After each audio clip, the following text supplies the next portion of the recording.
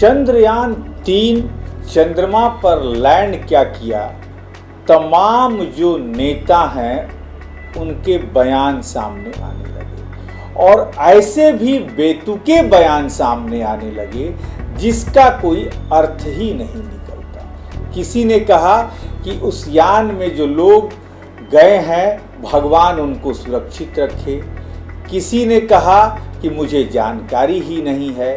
लेकिन बिहार के एक मंत्री हैं अशोक चौधरी, उन्होंने कहा कि शिव शक्ति स्पेस स्टेशन जहाँ पे चांद उतरा, जहाँ पे चंद्रयान उतरा है, उसका नाम सही भी है, थोड़ा ठीक ठाक भी है और ठीक नहीं भी है।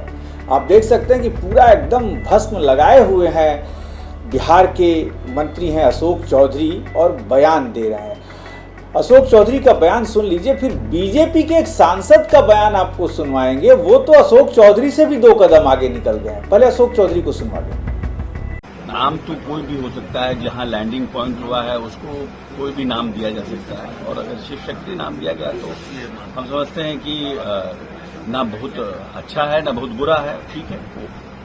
क्योंकि जो सरकार रहती है उस सरकार उस समय अपने ढंग से उसको नामकरण करती है, तो उसका वो बहुत बड़ा बात नहीं। लेकिन ये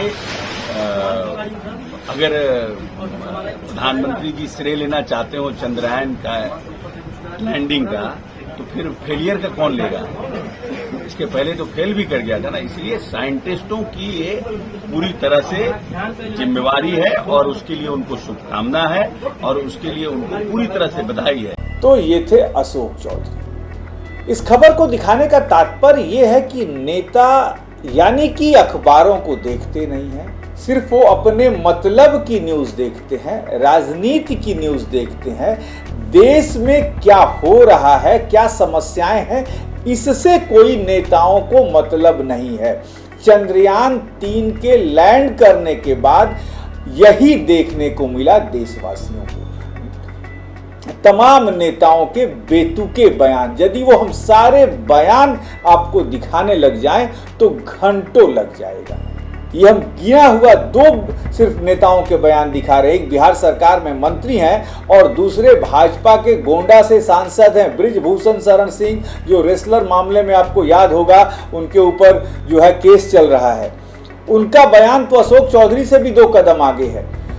प्रधानमंत्री नरेंद्र मोदी ने शिव शक्ति नाम क्या रखा, मिल गया भाजपा के नेताओं को। बृजभूषण शरण सिंह ने कह दिया कि शिव तो वैज्ञानिक हैं। भारतीय इतिहास में, भारतीय हिंदू सभ्यता में शिव को भगवान माना गया है और उन्होंने कहा शिव तो वैज्ञानिक हैं। और इससे भी आगे निकल के जब उन्होंने कहा कि शिव तो गरीबों के नेता हैं। अब आप समझ सकते हैं कितना हास्यास्पद ये बयान है कि शिव गरीबों के नेता हैं। यदि शिव गरीबों के नेता होते तो गरीबी होती ही नहीं इतनी, क्योंकि शिव को तो अघरदानी कहा जाता है। शिव तो वैज्ञानिक हैं। शिव वैज्ञानिक कैसे हो गए भाई? मान्यताओं के हिसाब तो शिव जो हैं कैलाश पर्वत पर धुनी रचाते हैं, वैज्ञानिक कैसे हो गए? सुनिए, स्वामी प्रसाद मौर्य अपने आप को गरीबों का नेता कहते हैं। उनको पता होना चाहिए कि भगवान शिव कमजोर लोगों के देवता थे, जिनको कोई नहीं पूछता था, उनको भगवान शिव उनके पक्ष में खड़े होते थे। दूसरा केस उनको मालूम होना चाहिए मौर्य जी को कि भगवान शिव बहुत बड़े वैज्ञानिक थे, बहुत बड़े वैज्ञानिक थे। और इसीलिए महाभारत काल से लेकर के जब भी आप देखेंगे भगवान राम ने स्वयं उन्होंने कहा है कि जो शिव का द्रोही है वो हमारा द्रोही। भगवान राम ने स्वयं कहा है कि जो शिव का द्रोही है वो राम का द्रोही है। भगवान शिव गरीबों के नेता थे, गरीबों के देवता थे, गरीबों के पक्ष में खड़े वाले थे, उस समय के बड़े वैज्ञानिक थे। इसीलिए आप देखिए कि जिसको अस्त्र शस्त्र रावण भी इतना, जो भी आप नाम लीजिए कि इतना बलशाली हुआ, लेकिन उसने भी शिव की आराधना की। महाभारत काल में अर्जुन ने शिव की आराधना की। तो शिव सर्वशक्तिमान है। अगर देवताओं में देखा जाए कि सबसे प्रमुख ताकतवर देवता कौन है तो वो शिव है।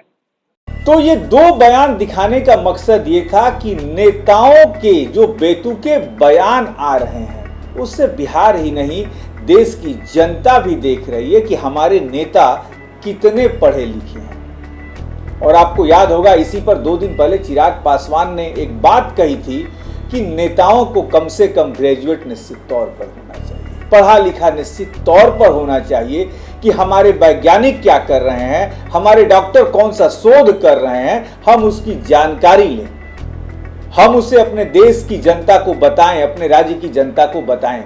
लेकिन शायद इन नेताओं को जातिपात, धर्म, इससे आगे बढ़ना आता ही नहीं है। जाति गणना पे बहस छिड़ी हुई है।